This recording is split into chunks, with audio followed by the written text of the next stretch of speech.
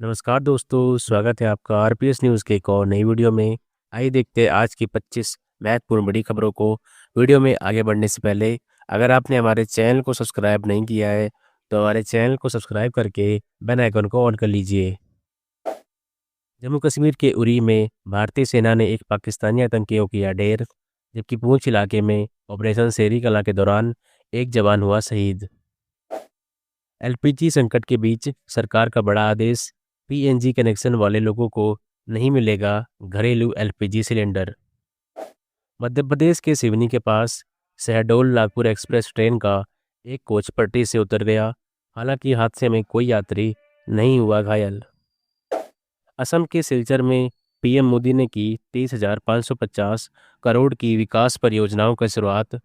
इन परियोजनाओं में 22,864 करोड़ का Silchar high speed corridor, 565 crore का सिलचर टाउन फ्लाईओवर और करीब 122 करोड़ का पाथरकंडी कृषि महाविद्यालय शामिल है।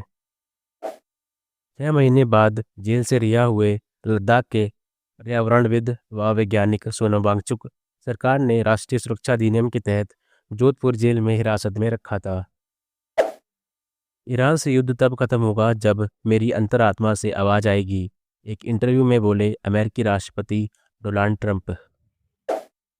पश्चिम बंगाल व असम समेत 5 राज्यों व केंद्र शासित प्रदेशों में विधानसभा चुनावों की तारीखों का हुआ ऐलान।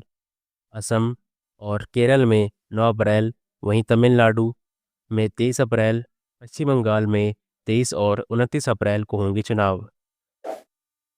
झारखंड के लातेहार में पुलिस ने 10 लाख के इनामी भाकपा माओवादी कमांडर समेत 2 नक्सली किए गिरफ्तार। पुलिस ने इनके पास से AK-47, 21 गोलियां और 1,60,000 रुपये किए बरामद।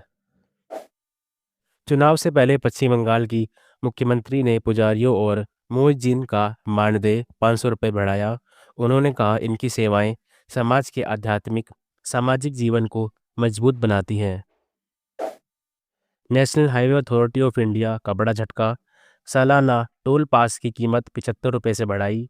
1 अप्रैल से 3,000 रुपये वाला पास 3,075 रुपये का बनेगा। देश में चल रहे एलपीजी सप्लाई संकट के बीच लोकसभा ने 57,381 करोड़ के इकोनॉमिक स्टेबलाइजेशन फंड को दी मंजूरी। वित्त मंत्री निर्मला सीतारमण ने कहा यह फंड भारत को वैश्विक आर्थिक चुनौतियों से निपटने में करेगा मदद।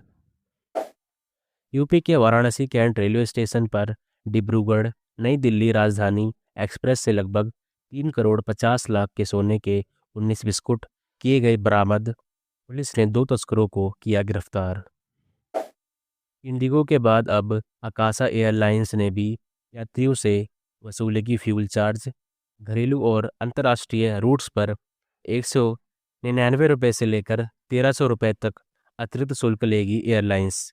इससे पहले इंडिगो ने भी अपनी टिकट की कीमतों में 425 रुपये से लेकर 2,300 रुपये तक की बढ़ोतरी की थी।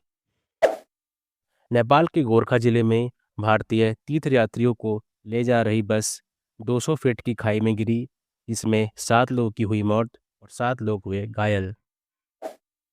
यूपी में एलपीजी सिलेंडरों की कालाबाजारी पर 1,483 जगह पर हुई छापेमारी में 24 एफआईआर दर्ज हुई और 6 लोगों को किया गया है गिरफ्तार। हिंदुस्तान पेट्रोलियम कॉरपोरेशन लिमिटेड में जूनियर एग्जीक्यूटिव इंजीनियर ऑफिसर और सीनियर ऑफिसर के 681 पदों पर निकली भर्ती।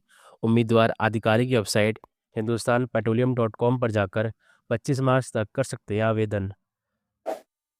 महाराष्ट्र विधानसभा में पेश हुआ धर्म स्वतंत्रता अधिनियम 2026, जिसका उद्देश्य अवैध धर्मांतरण को रोकना है। कानून के तहत धर्म परिवर्तन से 60 दिन पहले जिला मजिस्ट्रेट को सूचना देना होगा अनिवार्य।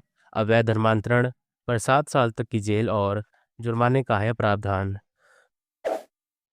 दक्षिण दिल्ली के छतरपुर में स्थित दस्तकार नेचर बाजार में लगी भीषण आग, इसमें 40 से अधिक स्टॉल और कारीगरों के सामान जलकर हुए राख।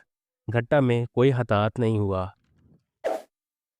झारखंड के हजारीबाग में तेज रफ्तार ट्रॉलर ने यात्री बस को मारी टक्कर।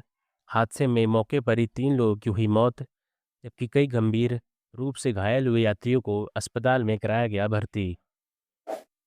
भारतीय नौसेना का जहाज शिवालिक ईरान के स्ट्रेट ऑफ हॉर्मुज से 40,000 मीट्रिक टन एलपीजी लेकर भारत के लिए हुआ रवाना। इससे देश में एलपीजी की किल्लत की स्थिति में सुधार की संभावना है।